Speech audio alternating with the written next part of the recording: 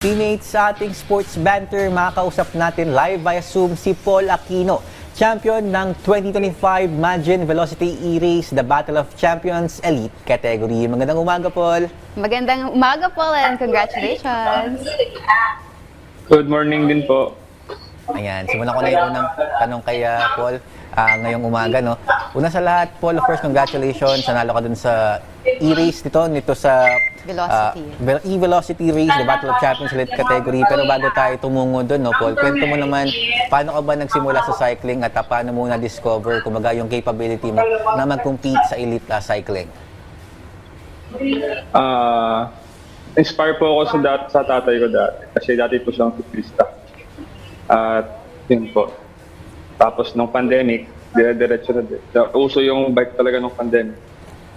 Doon po ako nag-umpisa. Paul, maano ka lang, no? Matanong ko lang, ano yung difference before na, you know, you were not yet in the elite or pro racing? Anong pinagkaiba ngayon na elite ka na ngayon? Asa talaga makipag-compete sa mga elite riders. Dati po kasi sa mga amateur, madali lang. Ngayon sa elite, kailangan mo ng doble training, doble lang para makasabay sa mga elite riders. Ito, teammate Meg, follow up ko sa question mo kasi malaki talaga yung difference kapag elite ka tapos casual cyclist ka Or lang talaga. amateur cyclist. Yes. Pero dun ba, Paul, sa paano ka nag-transition? Nabanggit mo kanina, nag-start ka pandemic tapos siyempre dahan-dahan kang nag-transition into an elite cyclist. Paano mo ba ginawa yung transition na yon? Hindi ka ba nahirapan? Kasi sabi mo nga, doble training pa, tapos kailangan makipagsabayan ka dun sa mga kasama mo sa iyong team.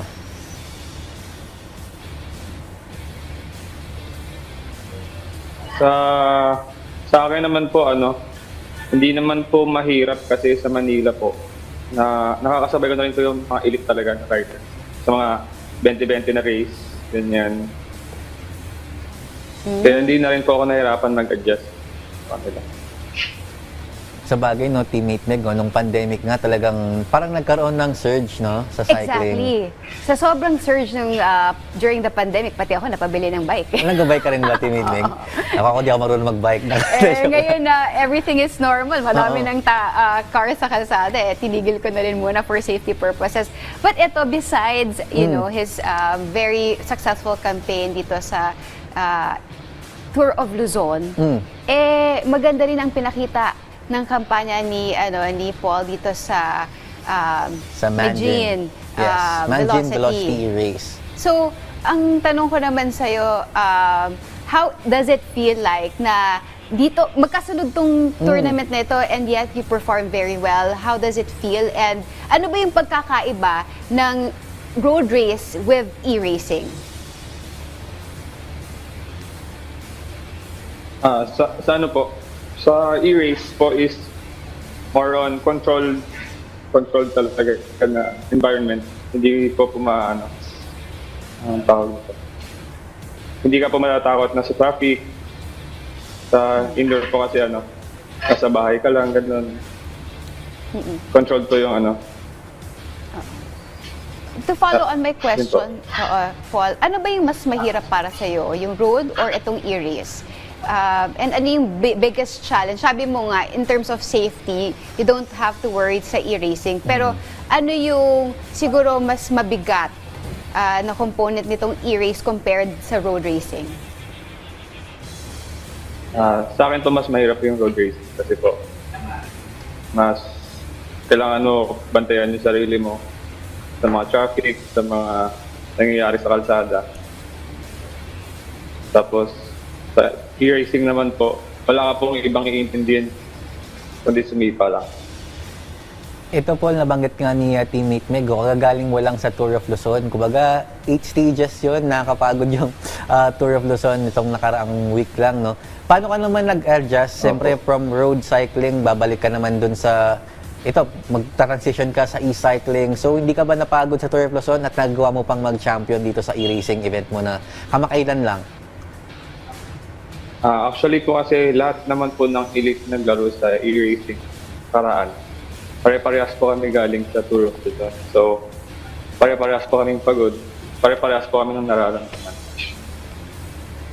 Tingin mo ba, Kaya hindi na rin po kami nahirapan mag-adjust sa e-racing.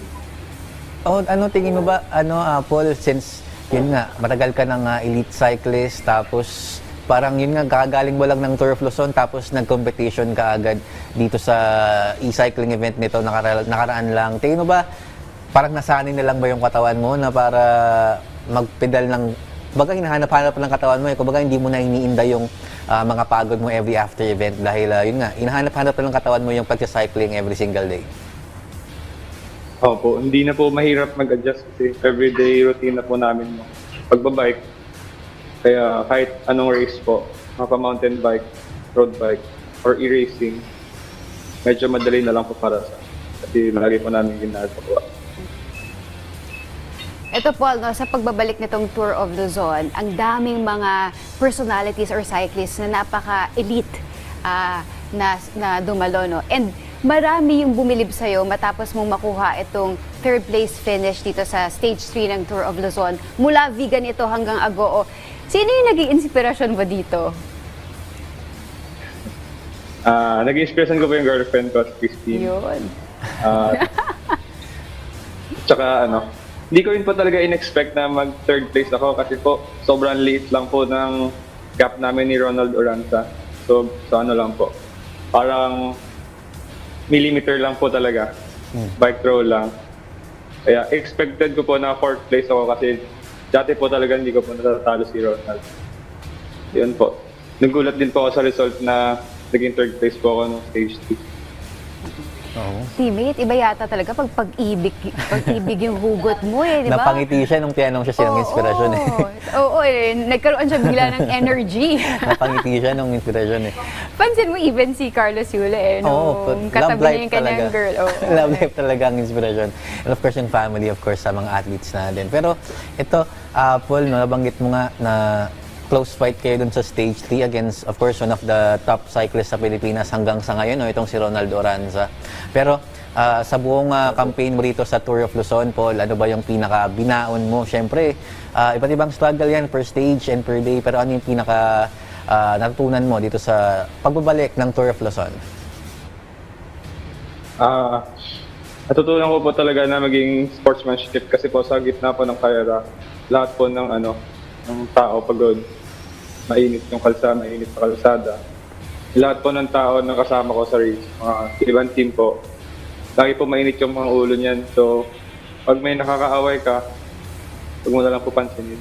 Maging sportsmanship ka na lang po kasi ganun po talaga yung race. Nagkakainitan pala Mainit during din. the race. Sobrang mainit din kasi talaga yung sobrang panahon. init po talaga.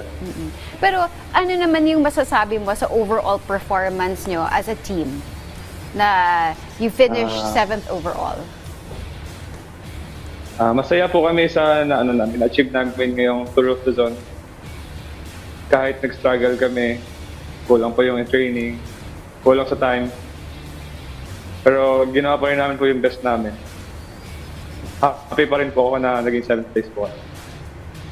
Ayan, at ayun nga, 7th place yung team nila dito sa Tour of Luzon team category. Pero kabilang naman dun sa individual category, ang nag-dominate is si Dayong Ju ng Gapyong Korea. And of course, kayong mga Filipino riders, talagang sila yung tinutukan nyo dahil buong stages, talagang yung Korean rider yung nanguna dito sa individual category. Pero tatanungin ko si Paul, since first hand experience niyang makalaban, for sure nakagit-gitan mo rin yun yung mga Korean cyclists dyan sa Tour of Luzon. How's the experience playing against the Korean? Malakas ba talaga sila? Di ba talaga sila matinag? Dahil I think 6 seconds lang talaga yung agwat nila from the second And I was place. also surprised, partner na Korea won Korea. this Tour of Luzon. Sobrang dikit lang talaga nung gap. Pero ikaw, Paul, based sa experience mo, gaano ba talaga kalakas tong mga Korean? And tingin mo, ano yung dapat nyo pang gawin para makasabay kayo dito sa mga Korean cyclists na nakalaban nyo sa Tour of Luzon?